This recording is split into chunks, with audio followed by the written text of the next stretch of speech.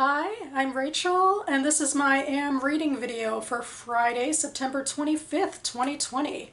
I am, in fact, filming this on Friday, though it's dark out, kind of late. Hopefully it'll get up on Friday.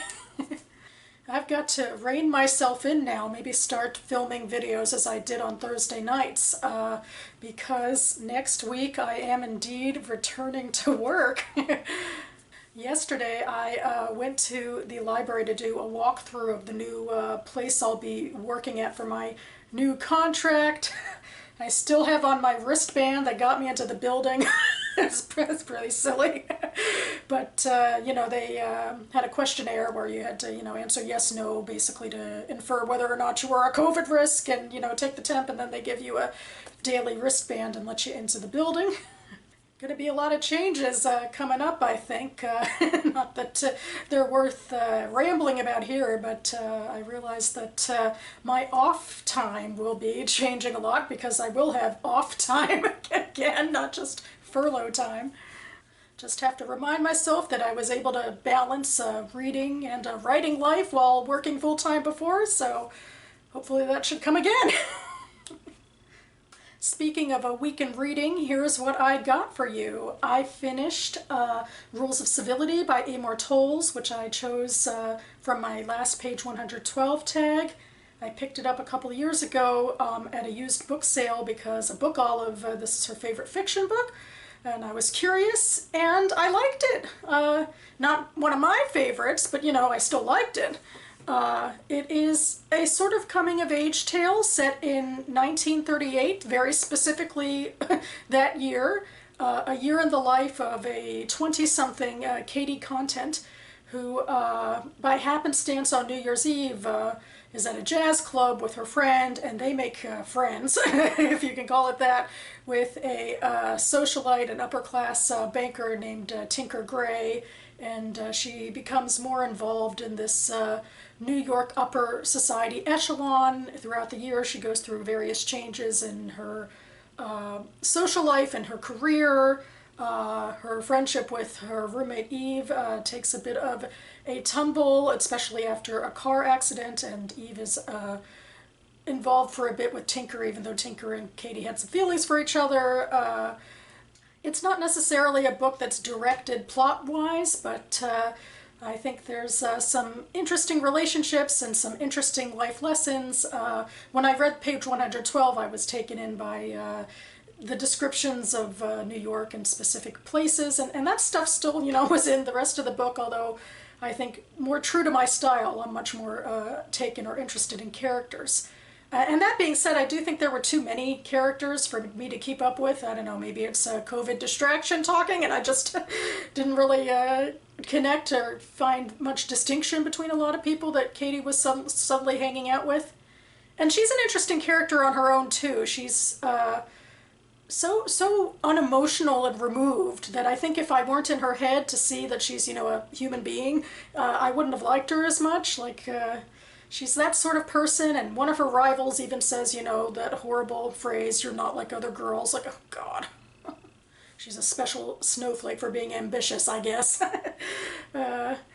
It's interesting as historical fiction because most of the characters in here aren't really that connected with the current events of the day, and there's sort of a timelessness, I think, to the parts of the novel, at least that I identified with the most, about, the connections you try to make when you're in your 20s and the roads you decide to go down or not go down, and basically how it can change the course of your life. But I think it's more than that. It's much more nuanced and an interesting message about the reality that the choices we make means that, some doors are open to us and others are closed, and it's a question of who we are as people and who we could have been. And as we grow older, I think, that list behind you gets longer about the coulda, shoulda, wouldas, and what it means that you went one way instead of another.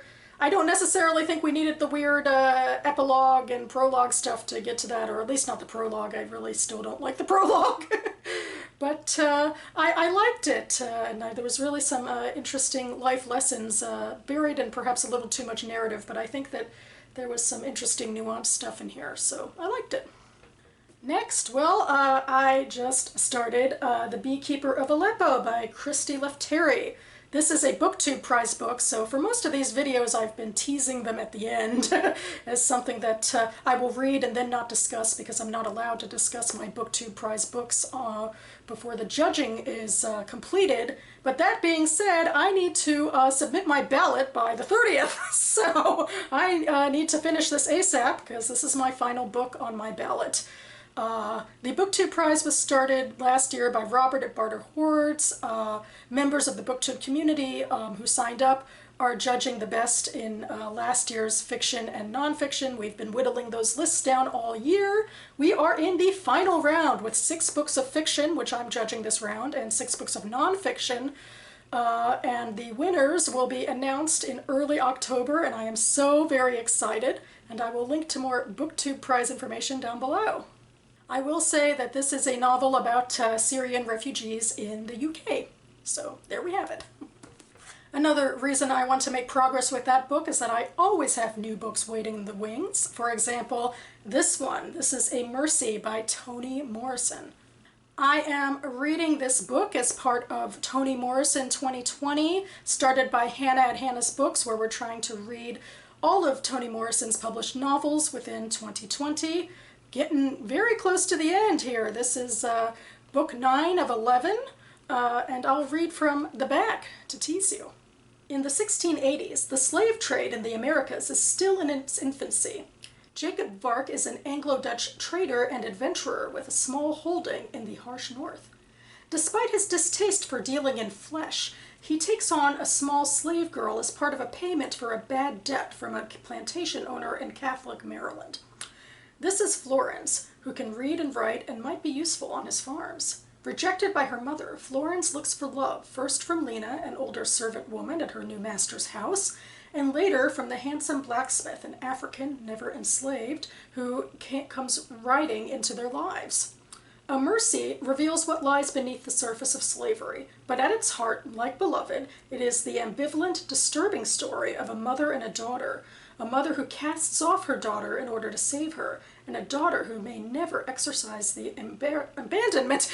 So yeah, I actually didn't know much about this book before I read that. So this is her second hugely historical novel, even further back in time than Beloved, which took place around the time of the ending of slavery, and this is 200 years beforehand.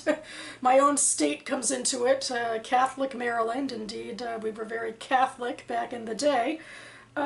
So I am intrigued because this is Toni Morrison, and she is a thoughtful, lyrical, engaged writer about African American issues, and the bonds between parents and children are always of interest to her. So even though it's similar ground to Beloved, I'm sure she will put a nuanced and fascinating take on these relationships. So yeah, I'm looking forward to this. This I assume will be the book that brings me over and I read it into October. And that about covers it for me now before next week's craziness, I guess. On top of my new job, I also have Yom Kippur services to attend virtually, and thank goodness that my job actually starts after Yom Kippur. That's a headache that I got to avoid, taking off time immediately. But one thing I feel like I can't take much time off of is getting through some reading and writing and video goals before the end of the month. So I hope to have a few more videos up in the next couple of days, an AuthorTube video, a book haul, also my quarterly wrap-up for writing. So it'll be very writing heavy in the next couple of days around here. Hopefully also with me sitting down at a computer and doing some of that before the month is out. So stay tuned. Thanks so much for watching, everyone. Stay safe, and I'll see you next time.